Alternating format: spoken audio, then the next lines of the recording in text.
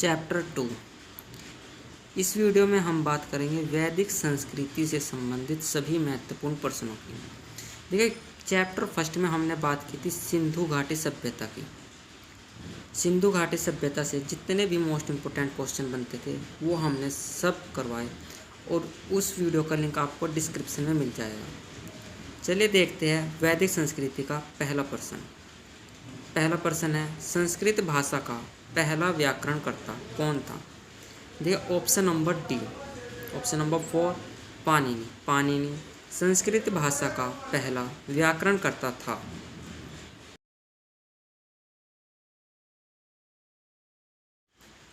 अगला प्रश्न है, निम्नलिखित में से किस वेद में प्राचीन वैदिक युग की सभ्यता के बारे में सूचना दी गई है?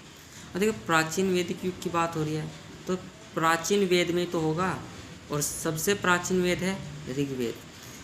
ऋग्वेद सबसे प्राचीन वेद है। ऋग्वेद से प्रारंभिक आर्यों के आगमन, उनकी आर्थिक, सामाजिक और राजनीतिक जीवन की जानकारी मिलती है। ऋग्वेद में 10 मंडल व 1028 सूक्त है। अगला प्रश्न, वैदिक गणित का सबसे महत्वपूर्ण पाठ क्या है?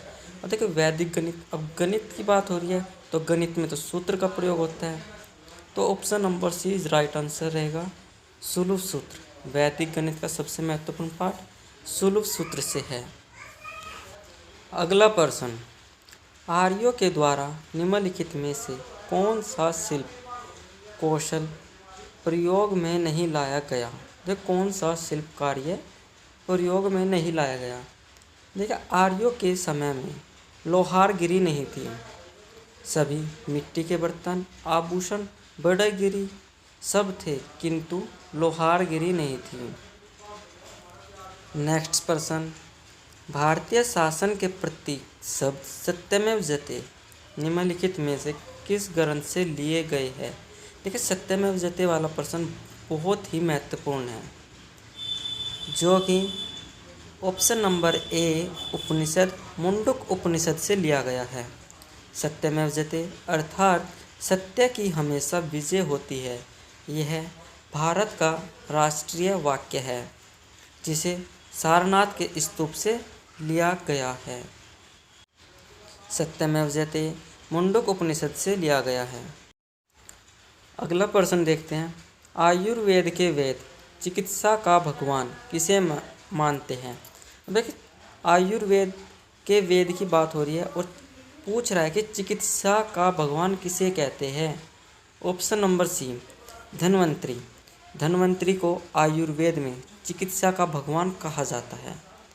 हिंदू धर्म में व्यास द्वारा रचित श्रीमद् भगवत गीता पुराण के अनुसार धन्वंतरी को विष्णु का अंश माना गया है। अगला प्रश्न देखते हैं। अगला प्रश्न कहता है, वेद शब्द का अर्थ क्या है? देखिए, वेद शब्द, ऑप्शन नंबर ए वेद शब्द का शाब्दिक अर्थ है ज्ञान। ज्ञान वेद शब्द का शाब्दिक अर्थ है। अगला प्रश्न, वैदिक लोगों द्वारा किस धातु का प्रयोग पहले किया गया था?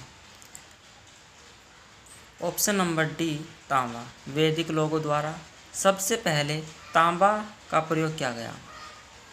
वैदिक आर्यों के काल को 2 भागों में बांटा जा सकता है, ऋग्वैदिक काल और उत्तर वैदिक काल।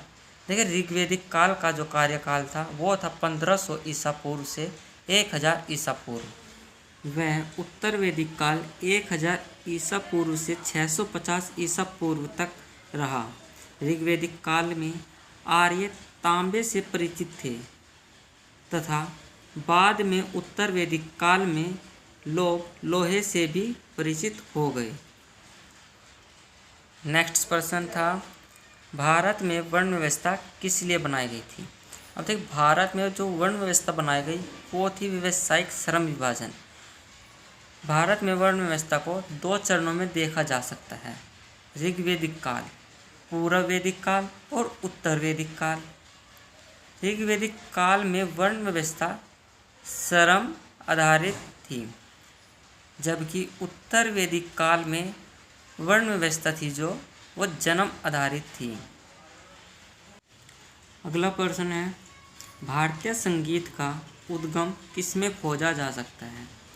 यह भारतीय संगीत सामवेद संहिता से संबंधित है। ऑप्शन नंबर सी, सामवेद संहिता में भारतीय संगीत का उद्गम खोजा गया। अगला प्रश्न और इस वीडियो का आखिरी प्रश्न, निम्न में से योग के प्रणेता कौन थे? देखिए ऑप्शन नंबर है पतंजलि। पतंजलि को योग के प्रणेता कहा जाता है।